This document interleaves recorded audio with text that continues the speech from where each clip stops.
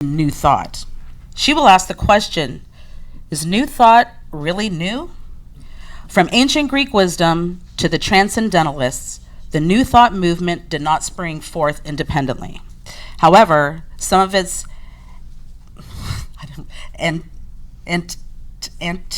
antecedents, I did say that right? Okay.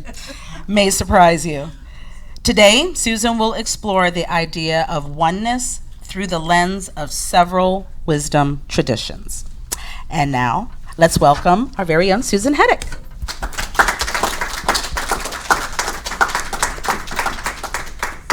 Thank you.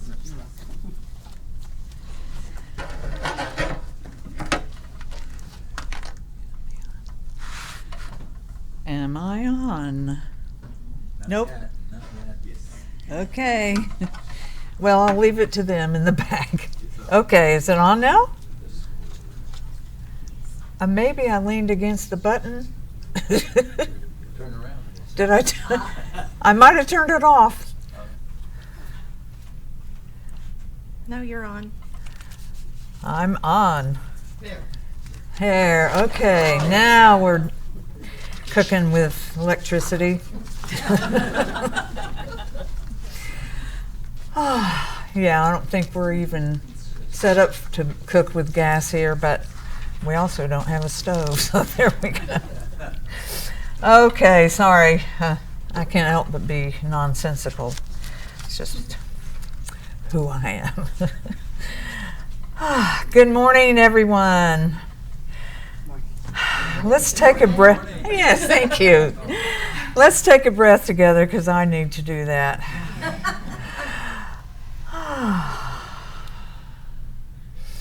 And now we'll begin our time together with a short time of prayer. Oh, Spirit, God, source of all that is, we tune ourselves into this moment.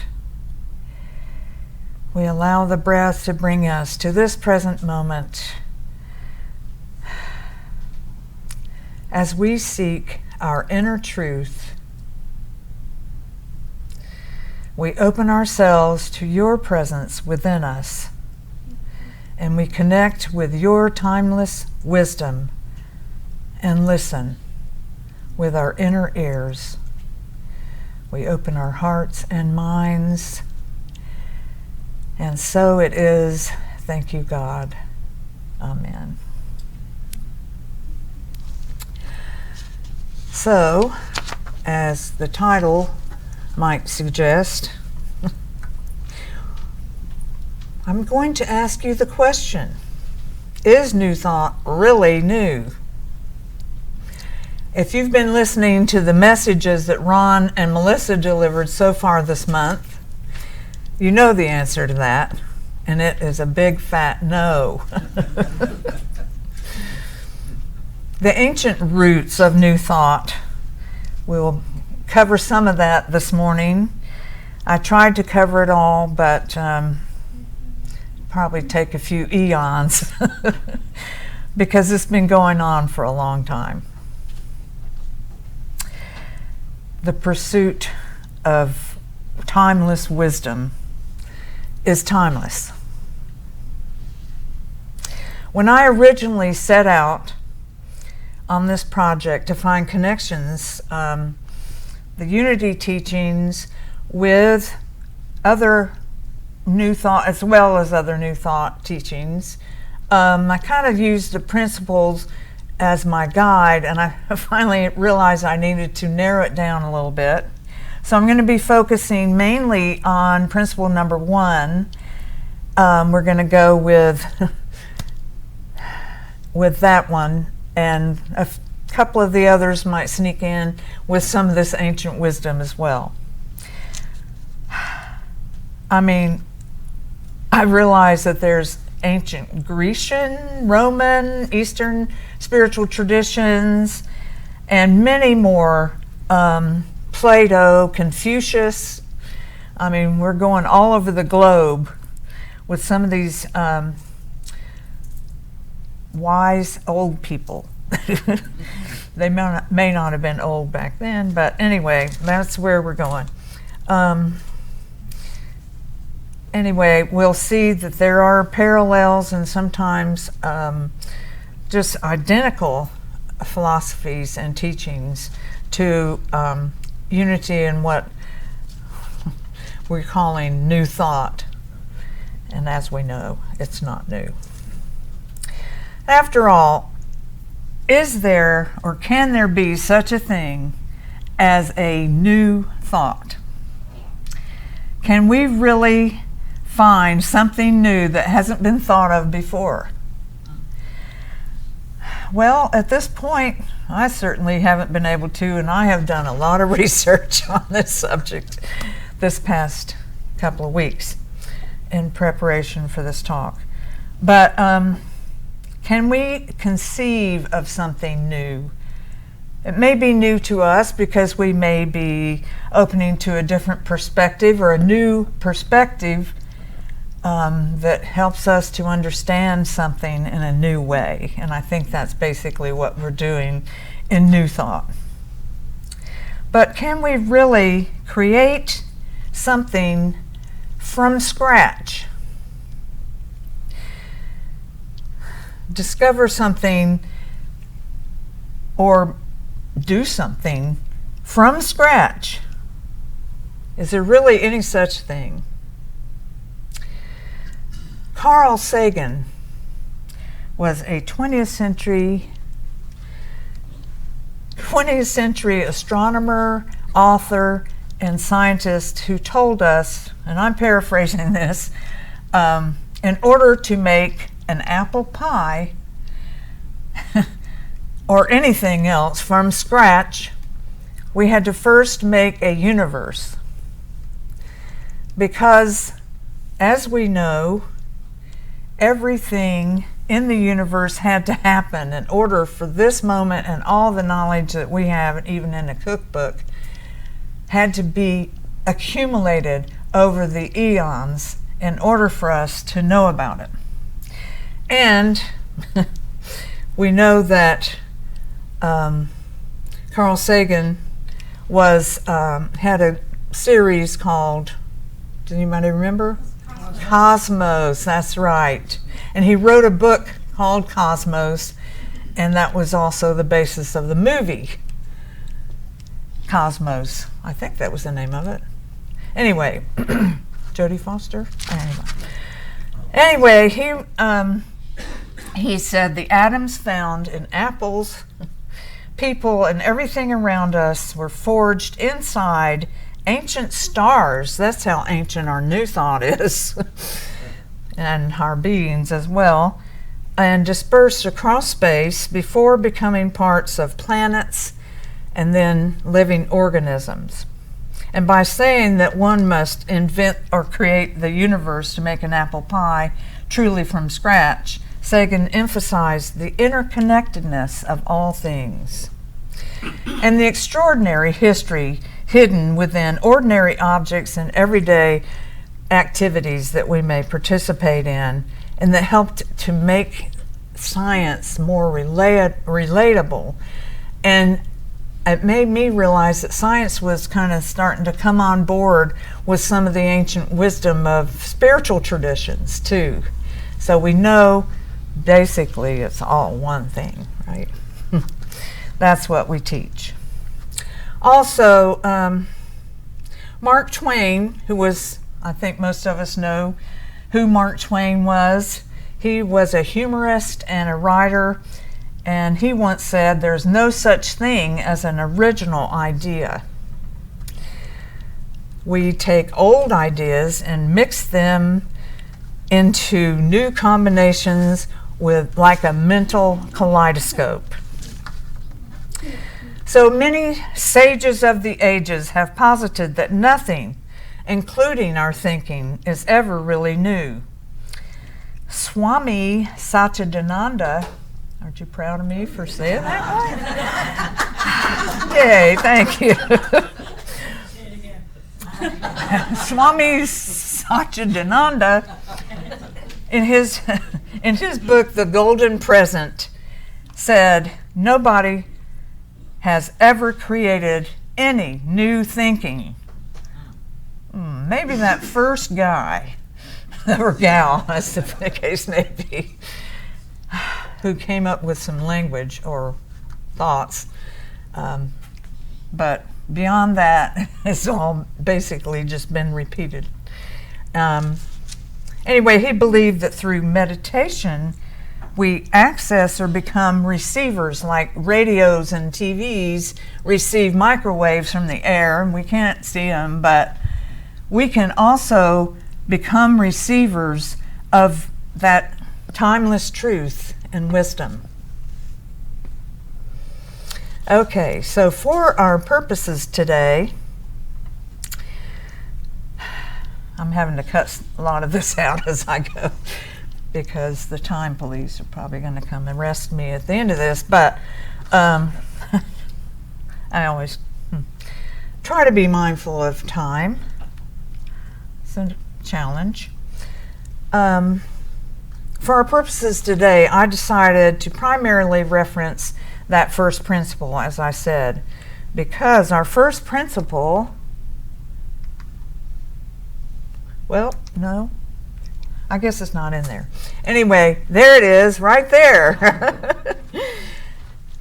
Says, there is only one power and one presence in the universe and in my life, God the Good. Now, I don't know about anybody else, but I had a little trouble with that when I first came to Unity. I was like, really? God is everything? What about? And I came up with what about? And I had this long list of, bad things that can happen, murder and, blah. Negative stuff. Is that God too? And I finally came to the understanding after much contemplation, pondering, and prayer that yes, everything is created and emerges with God's pure spirit, but it's the behaviors that people, maybe some other beings in the universe, because we're not in touch with that God self or realize who we are, begin to act out or have experiences that make us feel like we aren't great or whatever, and then act that out. So it's more the behaviors, but the actual person is not, they need to be held accountable if they're doing bad stuff. But anyway, that was my experience with that principle number one. And so it's the behavior that's not acceptable, not the person. All right, with all of that said, I decided to go with just calling principle number one oneness, and looking for oneness in all these different spiritual traditions. So what follows is some new thought ideas relating to that one source and power that came from not so new places, including this quote from, maybe I can find it, I don't know, Plotinus, however we say his name.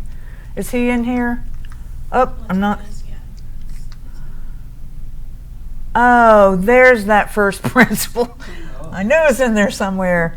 So he said, from the one all things proceed, and to the one all things return. So he was a 2nd century wise man, I don't know. Anyway, he's Greek. And he, Neoplatonist. Neo is way after the Plato because he was in ancient Greece. And 2nd century, into the current era, is really just really new compared to Plato's original writings. and that. So, but anyway, that's kind of where he got the idea of one, and was from Plato. All right, I cut out the Plato quotes too much. Okay, so these truths come from the collective consciousness or universal mind, cosmic mind, the one presence, and as Unity prefers to call the mind of God and the heart of God. But the ideas that define New Thought come from everywhere, like I said, all over the globe. The Kabbalion, which was a book written in the early 20th century, but it was covering ancient Hermetic teachings. And that I could go into probably a whole course on on who Hermes and Hermetic teachings were. But just know he was an old guy back in Greece. Well, he's actually one of the gods from Greek mythology, but well, we won't go into where all that came from. But he said, all is mind. The universe is mental. Everything, oops, I think I've got some of these things. There it is. By the way, Melissa put these slides together for me, and I just think they're beautiful. Anyway, everything in reality starts as a thought or consciousness within that universal mind. As above, so below. As below, so above. We've probably, some of us have heard that before. I remember hearing it way back when I first started attending Unity over in the Satsuma location. But basically saying there's harmony between the physical, mental, and spiritual levels of existence. Okay, so oneness in Buddhism.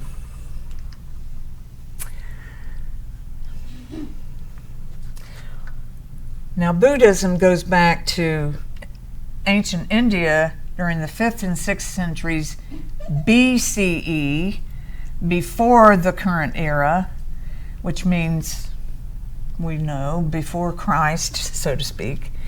And so the Buddhist teachings say oneness is best understood not as a literal merging into a single cosmic soul, but as an interdependence, non-duality, and interbeing. Practices like compassion and loving kindness naturally become part of our lives when we understand that we are all parts of the whole, or the one. And then they say, this is the teaching of oneness, a teaching that states all living beings live in the same pot. We share the same roots, and what benefits one of us naturally benefits us all. And conversely, what hurts one of us hurts us all. Okay, so oneness in, there's that other one. Taoism. Now, Taoism comes from way back in ancient China, or actually it was more recent than Buddhism, the 4th century BCE. And they say oneness is the ultimate source. Guess ye is how they say oneness. I don't know. Anyway, I stuck that in there. Ultimate source, fabric, and state of the universe. It represents the fundamental unity of all things and their direct connection to the Tao, which is literally means the way, and they also interchange that with the one. From this primal one, all dualities and the diverse 10,000 things emerge. The Tao is the one. As the Tao Te Ching notes, out of the one comes the two, yin and yang. That's where we get that yin and yang symbol that has the, I don't know, it looks like a Paisley's or something shapes. And out of the two comes three, and out of the three comes all creation. And I think that's sort of like the Adam and Eve, the symbolic Adam and Eve coming together and then propagates after that. That's kind of how the Taoists look at creation and where it came from. Anyway, all right, so oneness in Hinduism. And the earliest roots of Hinduism are said to go back as far as 2500 BCE in India. Anyway, they say, often called the Advaita, or non-duality, is the core teaching that all existence is a single, undivided, spiritual reality. It asserts itself that the individual soul, which is called the Atman, and the ultimate universal consciousness, the Brahman, are fundamentally the same, meaning God is not a separate entity looking down on us, but the very essence of all beings in the entire universe. Okay. Oh, that's the rest of that. Oneness in indigenous and Native American spirituality.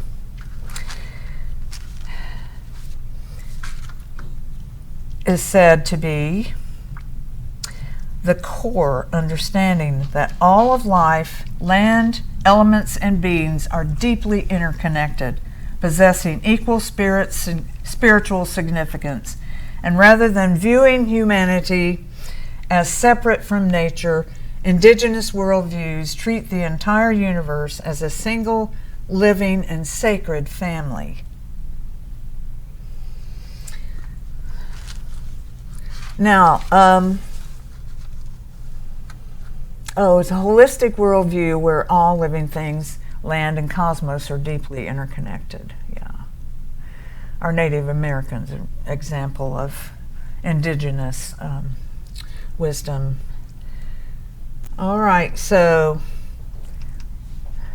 we know who, we've at least heard of Meister Eckhart. We used to have his, if the only prayer you ever said was thank you, it would suffice. Remember that? We used to have it up every Sunday before our prayer time. So Meister Eckhart was a 14th century German Christian mystic. Now that means he was alive in the 1300s, right?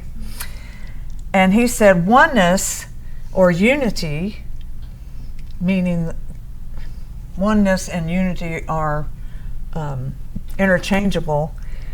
Not talking about unity as an organization. Unity didn't come for several centuries after him, but anyway, unity is the core reality of existence. And he also said, and you'll wonder why, but he famously prayed, "I pray God to free me from God," meaning we must move past of our old images of that God up in the sky, the transactional, eternal deity, deity, to encounter the radical, borderless oneness of the source of all. So he knew all of this before we did. And of course we know some of the things that Jesus said, most of us know anyway. The Father and I are one. Whatever you do to the least of these, you do to me. You will realize that I am in my Father. Let me see, I lost my place. And you are in me, and I am in you. In other words, we're all just parts of the one, and he refers to the Father. And I think he was referring to the one when he said that, the source of everything, the parent. And he said, the Lord our God is one God and Father of all, who is over in all and through all and in all. Now, I had a bunch of other quotes that didn't relate to the oneness principle, but see if we can guess where this one came from. Well, we know it came from Johann Wolfgang von Goethe. Now, he was a early 18th century, late 18th century, early 19th century author, and just a famous guy. But he says, knowing is not enough. We must apply. Willing is not enough. We must do. So what principle did that come from? Anybody? 5, that's right. Our unity principle of knowing and understanding the laws of life, also called truth, are not enough. A person must also live the truth that he or she knows. Okay? Now that sounds to me, that direct quote from him sounds a lot like Yoda, also from Star Wars.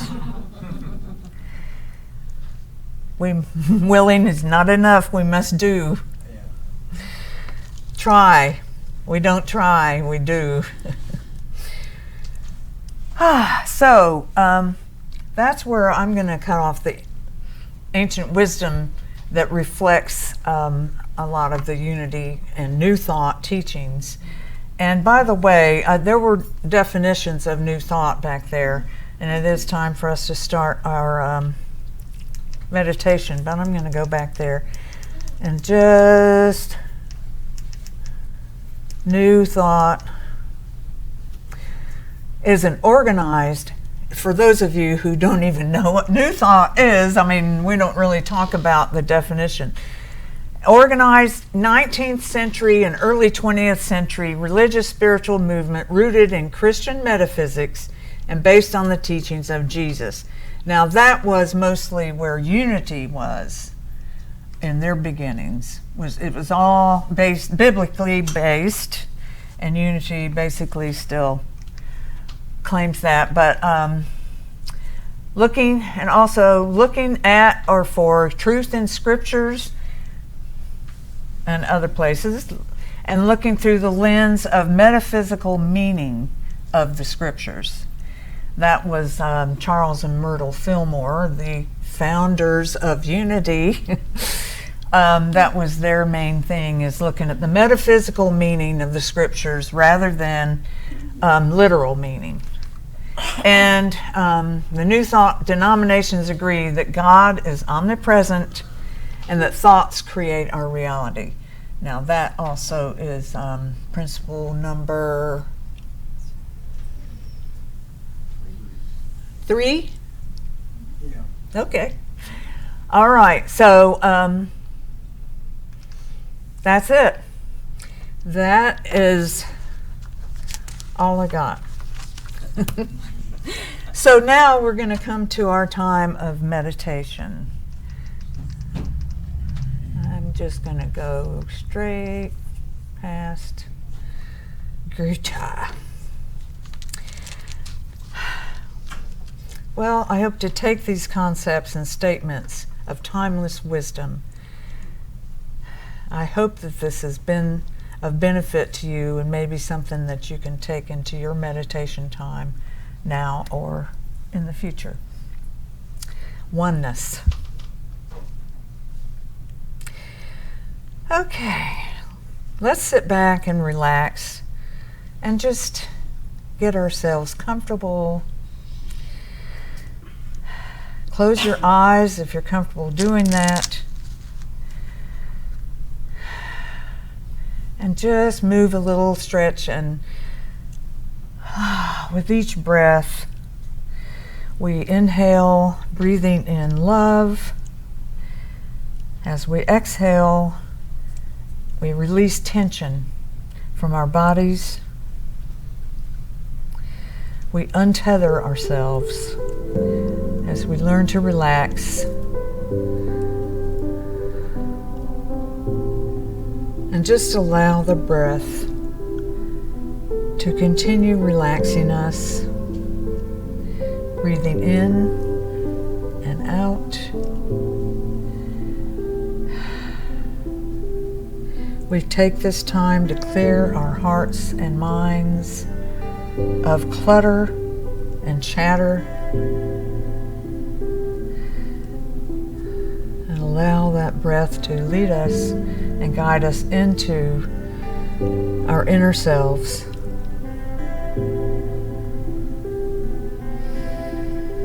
We now bring our awareness to this now moment.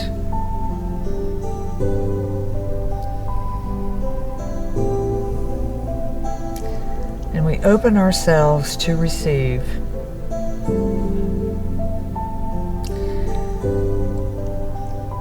And as we open ourselves to receive, we seek the love of God, the timeless wisdom from our sacred source.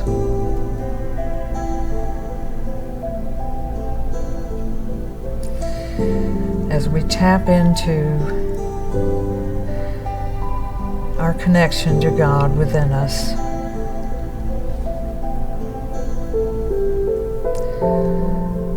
Realizing we are one of the one. One of many, many of one.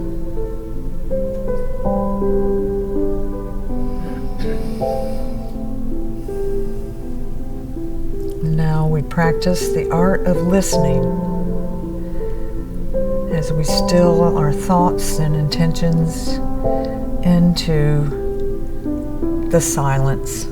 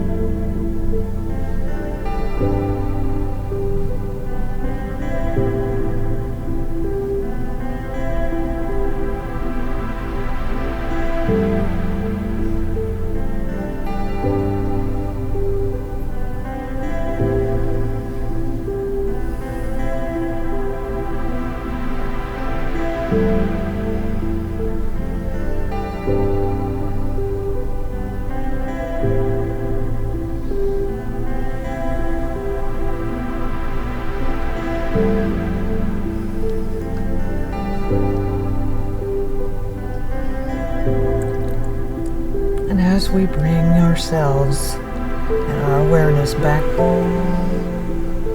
from the silence, we know it is always available.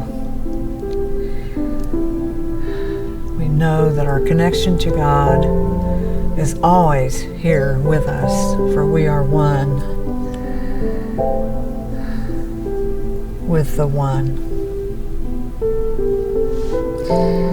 And we bring our awareness back to our bodies and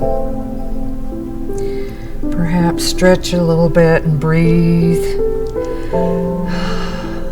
Just enjoy that relaxation that we've experienced for a moment.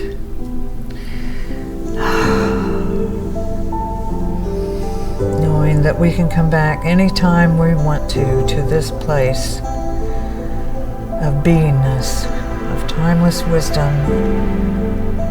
become receivers.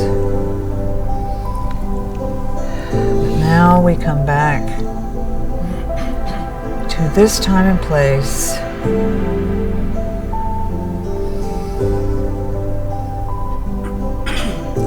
and when you're ready, you may open your eyes.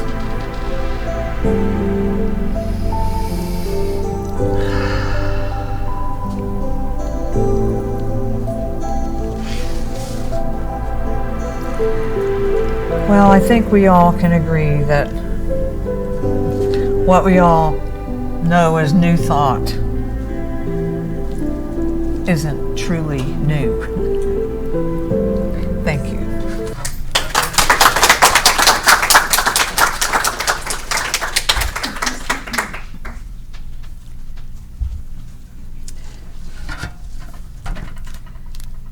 All right, thank you, Susan, for that message. And in case anybody didn't know, can you hear me all right? Another round of applause for Susan Hettick. Thank you. And now it is time to enter into generosity consciousness. Thank you to all who have continued blessing our spiritual community through your tithes and offerings. We are truly blessed for your giving. And if you feel led by Spirit today, we invite you to prepare your gift now. And if you are being led to make an online donation today, you can use our convenient PayPal QR code or visit our website. We now invite you to hold the thought of your gift in your mind and your heart as we say our offering blessing together. Divine love flowing through me blesses and multiplies all that I have, all that I give, and all that I receive. So it is. All right, and we're going to have our music team come up, the rest of the music team. We're going to sing a song titled According to My Faith. Want to say anything, Bob? No?